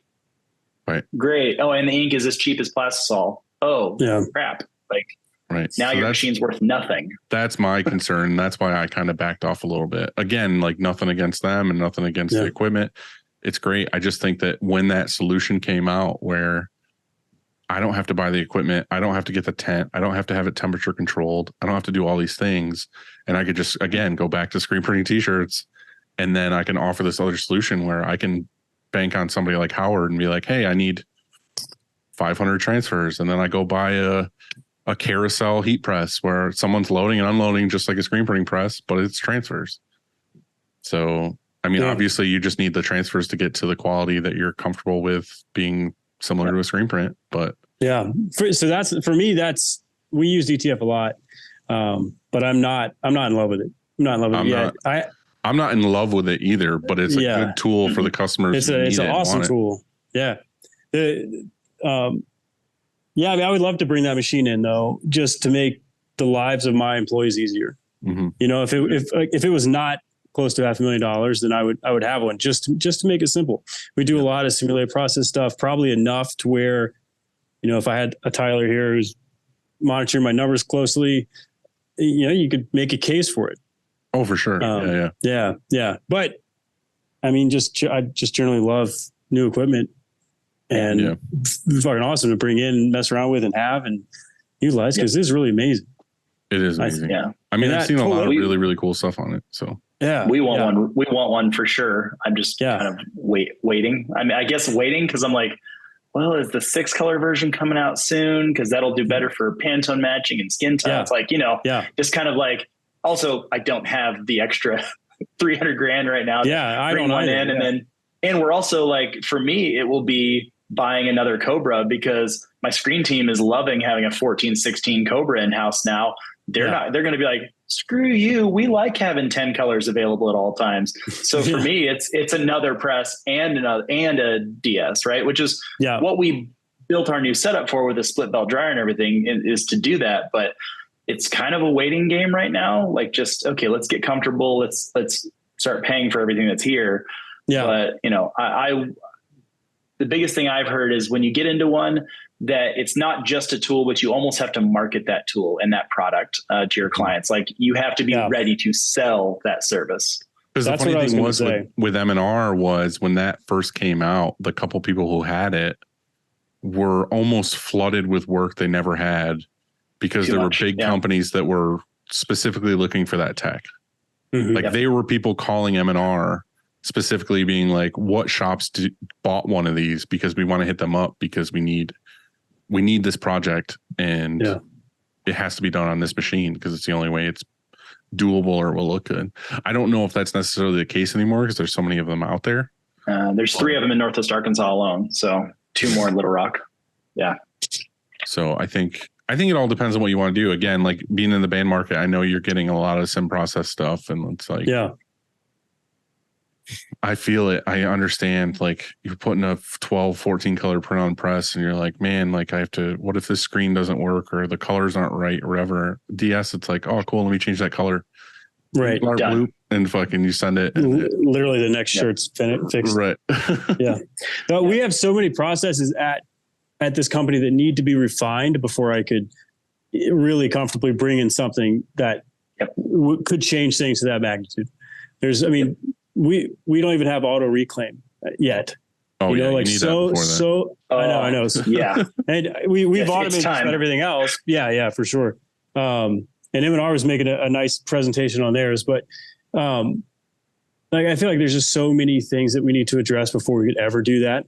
Right. It would just be a toy today. It would just be something to show off. I'd bring somebody through, check this out. It has its own air conditioning unit, you know? And I don't even have air conditioning in my office, but this machine has air conditioning. That's good. Yeah, I get that. That's good, man. That Polaris though, man, that thing was, that was a treat. That was pretty awesome. Cool, right? Yeah. Yeah. We made some really ridiculous shirts like instantly. Yeah. It was crazy. Dylan, who is it that has like several of those that we were up at M&R with? I forget what company that was. And he was like singing their praises. He was like, I can do an ROI for you right now on how to make this make sense in your company. I'm like, I was like, it's $1 million. And he's like, we have several. Yeah. I was like, like I was stoked for him and I believe him for his business, but they've built it around that, right? Yeah. So, there's a company. Yeah, I can see how it would work. Yeah. There's a company that I visited with M&R in Utah, I think it was, Design Inc. And they're a company that I didn't really know a lot about before I visited them. But once I visited them, they are like the holy grail, in my opinion, of shops I've been to that have their shit together so good. Like everything about that place is like so dialed. Ink department, not a speck of ink on a bucket or like on the floor or on any, like everything is like perfect. And to where they're like ink doesn't leave, like there's literally a line on the floor of like ink doesn't go past this line and shirts don't go past the line this way so that they never go by each other. So we never have like ink on anything. Yeah. And it's just, there's just a ton of things like that like I was there.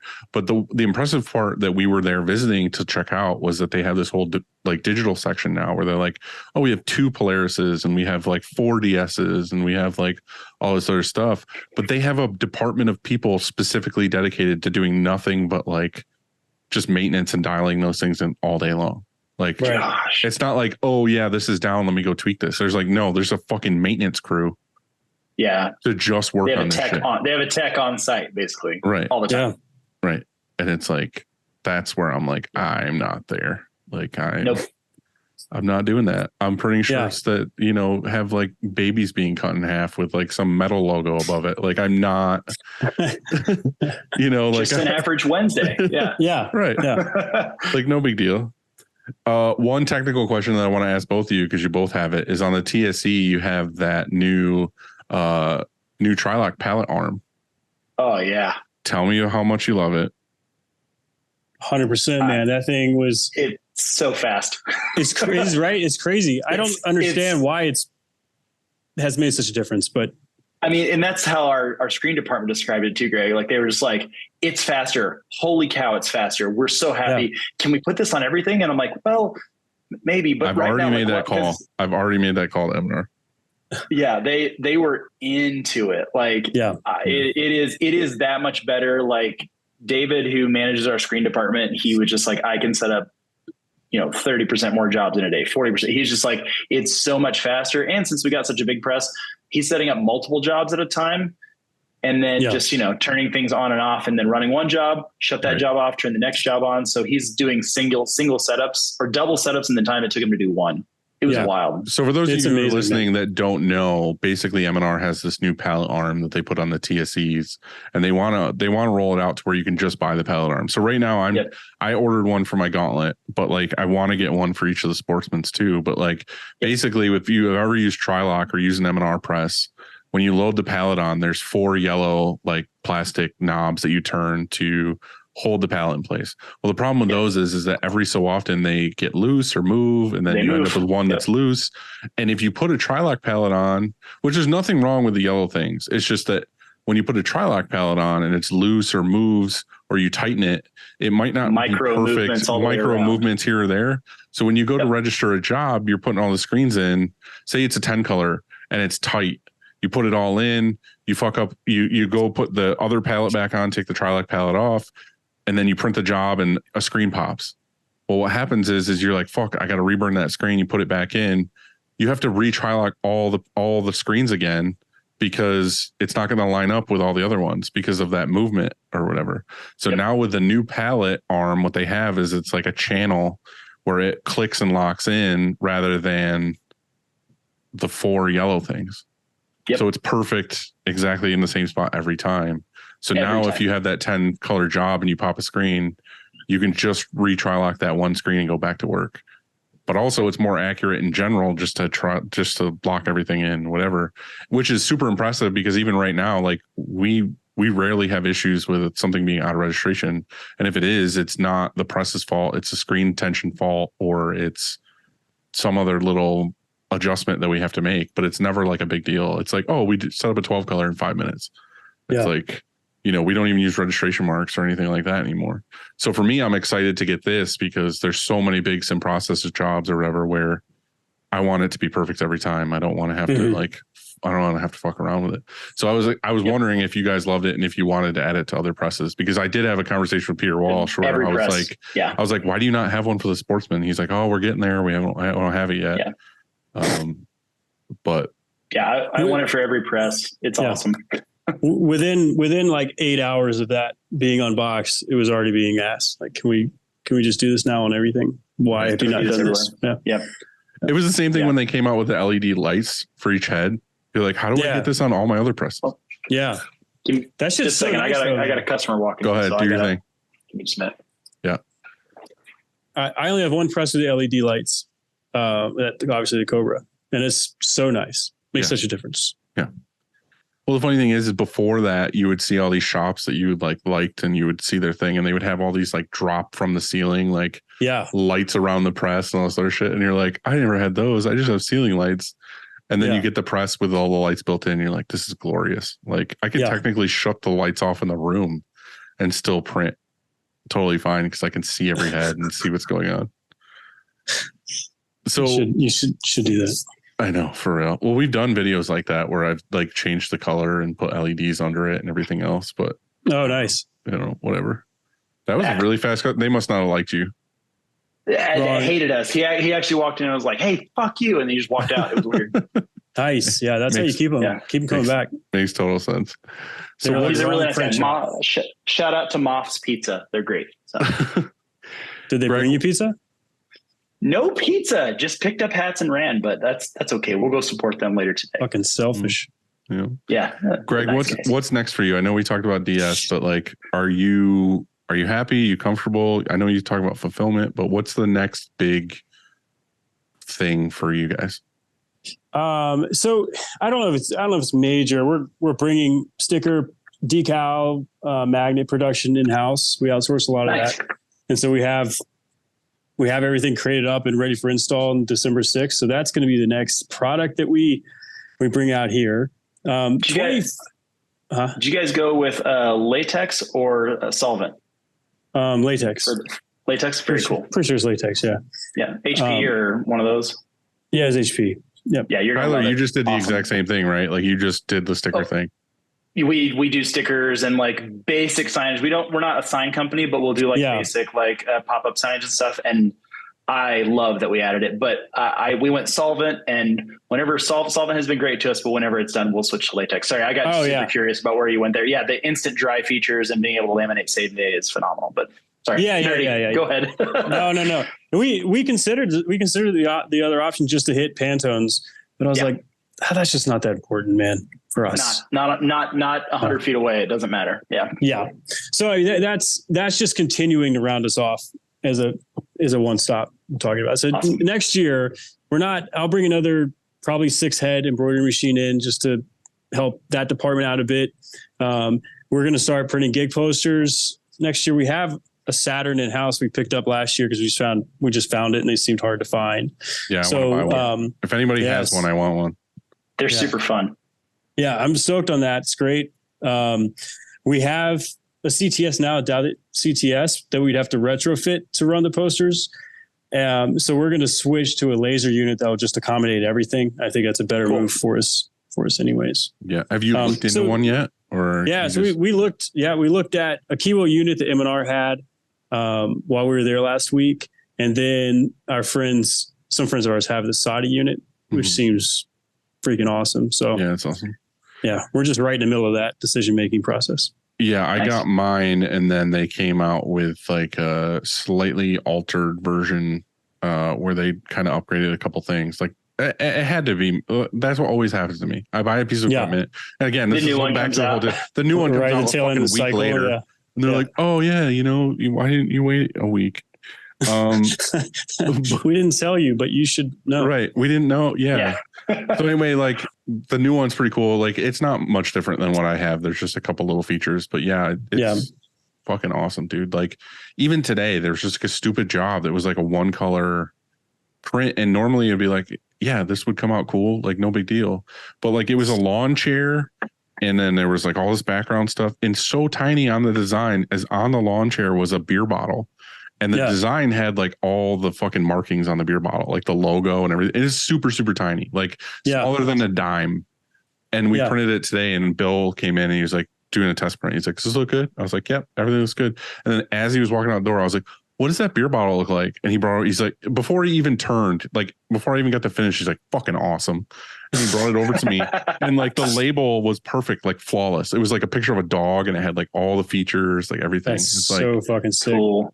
As a print nerd, it rules. Like I know to the average customer, you could use an ink. They'll never know the difference. Use a wax. No, you could use a laser. But to us, where we look at shit like that, we're like, like chef's kiss. Yes. Like, yes. We got the detail in there that we wanted. And to me, that was the sole reason why I bought that. Not sole reason, but like majority of the reason was just to have the perfect dot. Yeah. I'm with you. Do you know Triple Stamp Press out of Richmond? It sounds really familiar, but I don't right off. They do it. So they're all water based 100%, but they print a lot of gig posters. I think they print a lot it doesn't matter. But he has the Saudi unit up there, and he's like every other week sends me like another detailed shot of something smaller that he's like comparing his print to. He's like, look at this. You can't even see it with an eye. Yeah. That's fucking crazy, man. Yeah. That was cool. the thing is we went from film, and we were always stoked on like, oh yeah, we can get really great detail. And our whole thing was like, yeah, we use Diazo with plastisol specifically because like it holds a better dot for halftone and it doesn't wash out. It's stronger, and you're like stoked on your quality. You're like, yeah, this is fucking awesome. Yeah. And then we got the CTS, like we got the eye image. And we did that, and we did this design. I'm bad at horror movies, so I'm sorry if I'm butchering this, but it was like this guy holding a knife, and in the knife was a reflection of a girl, basically, like a photorealistic photo of a girl, whatever. Yeah, we've done this with films for a long time. Like we've reprinted a bunch of times, And then we had a reprint of that job coming up right after we got the eye image, and we did it, and we looked at next to each other, and we're like, oh my God, this is mind blowing. Like You're we got embarrassed so about much the stuff more, you put out earlier. right? We got so much more detail in this girl, Yeah. like these minute details, and the customer would never know the difference. But to us, we were just like, this is like 10x what we thought we could achieve. Yeah. And then you go from that to the laser now, and you're like, fuck, what was I missing? Like, why did I not do this already? So that's the thing, is it's not the price tag. It's not the whatever. It's that you who invest your entire life into this industry and into this craft, when you see the next thing that you could do with this new tool, you're just like, God, this fucking rules. Yeah, dude, completely reinvigorated. It just makes you want to do different. Like when you see a job come in now with detail, before you'd be like, I don't know if we can hold that line, or I don't know if this is going to work, or this is probably going to blow out or whatever. And now it's like, no, everything blows out. Everything looks great. And it's fucking awesome. Good. It's, kid on Christmas. Awesome. Yeah. So get that, buy a blue water, and then get a blue DS water later. all the way, man. Yeah. Talk to Alex. Okay. Yeah. I'm an M&R. Me and Tyler are both M&R guys. So like we are, but I love Alex, and I love his machine. So nice. I'll check it out. It cranks. We love it. We've had zero issues. So that's awesome. Yeah, we'll bring it in. I know we'll bring it in next year for sure. Yeah. Yeah. I mean, it'll get the chemicals out of your people's faces, and no one will fight about doing screens anymore. It's one of those. It's one of those things where you want to clean screens. Yeah. Like I volunteered to just be like, I'll clean screens today. Like, because it's just put headphones in and I'm just walking in a circle. Like I'm grabbing screens, throwing it through the machine. They're coming out. I'm bracking it and walking back over. It's not what it used to be. It was like, look, I got to bend over in a booth and get wet. And like, oh, I went home and now my tongue is numb because the chemical got in my mouth.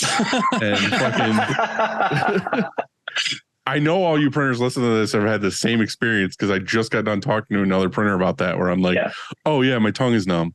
And why are my hands dyed blue? Well, my thing is I fucking chew my fingernails. So if I got chemical on my fingernails, even after I wash them, it like gets under my nails and I go chew my nails. I'm like, what is this like citrusy? Oh, my tongue is numb. And it's like, oh, cool. I just ate chemicals for fucking 701 for lunch. Yeah. Right. Don't do that. Don't eat 701 for lunch. Okay. Yeah. Well, I'm going to attempt over unders, because Andy isn't here and I'm doing it in his memory, and I don't have 10. I have a few. So let's just do what I have, and we'll go. All right. So overrated, underrated, or properly rated? Just tell me what you think. Yeah. Soft hand base. Probably overrated. Really? I think so. I mean, it's nice. I'm right there with you. Really? Yeah. We have the tools to make better prints now, to where we make such soft prints now with Plastisol, with the tools that we have, and using frame screens and all these things, that maybe would make it that much better. But I'd rather just go water based though. Yeah. Well, we're not adding in a fuckload of soft hand to make it that watery. But I'm just saying, like, basically, I remember when we first got into printing, like I'd say the first 5-6 years, same thing. We were like, oh, soft hand's awesome. Put it, because it was, you were hand pulling everything. No, I remember that too. You're like, oh, this rules. Like, it's making things so much easier or whatever. And then we stopped using it for a long time. And then recently, again, we've been doing so much work that sim process wise or whatever, where we were like, we want to be able to do more wet on wet. And I'm not the guy, and I preach this on here, like, I'm the guy where if it looks better to do it another way and it's another spin or whatever it is, fucking do it. We're doing another spin. Like, I'm not the guy of like, I'm trying to do wet on wet 12 colors and one spin and fucking whatever just to get away with it. I just think we're getting better laydown and less pickup by adding in the whatever, like 6 to 10% or whatever soft hand. Like, as long as it's not degrading the print or we're not losing color opacity, I'm adding a little bit of soft hand to the job to help with printability. Yeah. And it's just a little detail, but we've noticed that it's helping a lot. So I understand what you guys are saying. I just think that now that we've been introducing it into more and more jobs, now it's a staple in almost like every print, where at least a few colors. Whose soft hand are you using? Whose soft hand are you International. using? Okay, I see. So I don't know. I just wanted to ask. I mean, that's cool. We all have our opinions, man. It's cool. Well, we think you're wrong. Greg is my new best friend. There you go. Okay, All right. there you go. All right. Office plants. Tyler, you have plants behind you. Oh, I underrated, man. Like we have them all over our new building. I mean, it's a little bit of work, but people love them. It's just, it adds a little bit, and real ones. Like we only do real ones. Real for sure. Yeah. Definitely underrated for us. I have one of my employees has like all green thumbs, like 10 of them. She's excellent with them. I will kill everything, but she keeps everything alive here, and I love it. Give me more. Yeah. I've always had like a plant or two in my office, and I've never thought about it too much. I've had this little, like what I thought was a bonsai tree, and it's just like super overgrown at this point. And then like a couple months ago, I put in another shelf where I could add more plants. And I think I'm just at that age now where I'm like, I like plants. You know what I mean? Plant like, dad. You're a plant dad. And the funny thing is I went and I like finding plants that are weird, not just like, I have a fucking random shit that has leaves on it. Like misfit plants? Yeah, like I have one right now that's like, I don't even know what they're called. I don't really care. It's just a plant, but like it's got this like root tree thing on it on the bottom, and it looks like a troll sitting in the dirt with its arms out. It's even got like bark that looks like a face. And I'm like, this plant's awesome because it's like goddamn, I'm not gonna remember it now. It's like those things from Harry Potter where they pull them out of the ground and they scream and they put them back in. Oh, what are those things called? That's what it looks like. Yeah. So I was like, yeah, get that. And then I have like one of those like fly trap things. I have a money tree, obviously, because it's my office and I want money to come in. Mandrakes. It's a mandrake. Yeah. You got a mandrake. Yeah. So I just think, I don't know, like that shit's cool. And like the girls out here in the office all have plants in the windows, and yeah, I like it. I kind of want to add like bigger plants. Like, we have this massive potted plant in the room or something. Do you know somebody who's like, no, I fucking hate plants? Andy. No, I don't know. That's why he's not on this call. Yeah. No, I don't know. But we had no customers coming into our this office that I'm in, and so we grew this massive fiddle leaf fig over COVID, and like everybody in our company was like invested in like this thing's success, and so it got too big for this office, so we ended up moving it to the new art department. It started out like 4 feet tall. I think it's almost 10 feet tall. It's this huge plant now, and everybody's pretty stoked on it. So little things, right? Parkway always shows off their plants. They've got this whole like, they got good plants. They got good plants. Good plants. And you know who else has good plants is our buddy Justin Lawrence has a lot of good plants. Great plants. All right, he's doing a lot of things with plants over there. Yeah, I see a common thread here. Plants. Reading motivational business books or listening, if you're me. I think it's probably properly rated. If you like it, that's awesome. Yeah. There's a lot of it out there, and you can spin a lot of wheels. But you can never have enough information. I don't like the ones that are like trying to be motivational. It's like, just give your story and I'll decide if this is motivating. Exactly.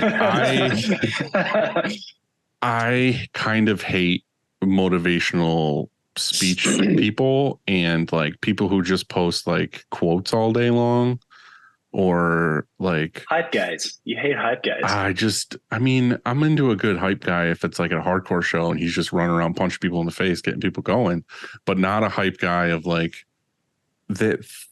They always look down on people. Like, I have my life figured out and you guys are all fucking idiots because you don't like get up and bury your toes in the dirt and fucking like stare at the sun for 20 minutes before. It's just like all the shit where it's like, it's too much, dude. Like, well, I get frustrated because so much of what I think the people you're talking about, it's like, you said so much, like, but how did you say so little during all that? Right. Like I'm like, you just keep talking, but it's just nonsense. I'm not into it. I like books, but I'm more into the business book where it's a story of a dude who at the end of his career wrote the story of his wins, his losses, like the whole thing. And I get motivation out of that, knowing that, he was a normal ass dude and he fucked a lot of shit up, but he got to where he is. Again, back full circle to what we talked about in the beginning of like the most successful people, in my opinion, are the people who fuck the most shit up. Yeah. So hearing that story, I'm gonna own that. Yeah. Yeah. Seriously. All right. Roller squeegee. I mean, that shit's awesome. So it's underrated. I love it. We used to, and I can't get my guys to use it. We used to have one for forever, and I think we stopped using it because the hothead came along, and we were like, oh, this will only be better because it's got heat and it's whatever. And then we started having issues with the hothead where it was pulling things out of registration here and there, depending on the garment or whatever. So we took them all down. And now I'm thinking about getting back into the roller squeegee again. So that's why I brought it up. I wanted to think that's where we are, man. I struggle. I fight my guys. I go out there and not using it. Why aren't you using it? It picks up colors. I'm like, were you flashing it correctly? Or well, that's the whole problem is if they don't flash it correctly, or if they over flash it and it gets tacky again, that screen's going to pop. Yep. So we were roller squeegee. Yeah, we were roller squeegee. We switched over to hothead. We fell in love with the hothead when we quit trying to hit bases with it. When we just use it to mat down fibers, and we have it on every press now, and we love it, but only as a matting device, not as a smoothing out the base device. Right. I had the same problems with the roller squeegee personally. Like when I had it, I could use it on flats, but not on, flats being t-shirts, but not on hoodies. Cause it would move it. Even the roller squeegee moved hoodies around on me. So I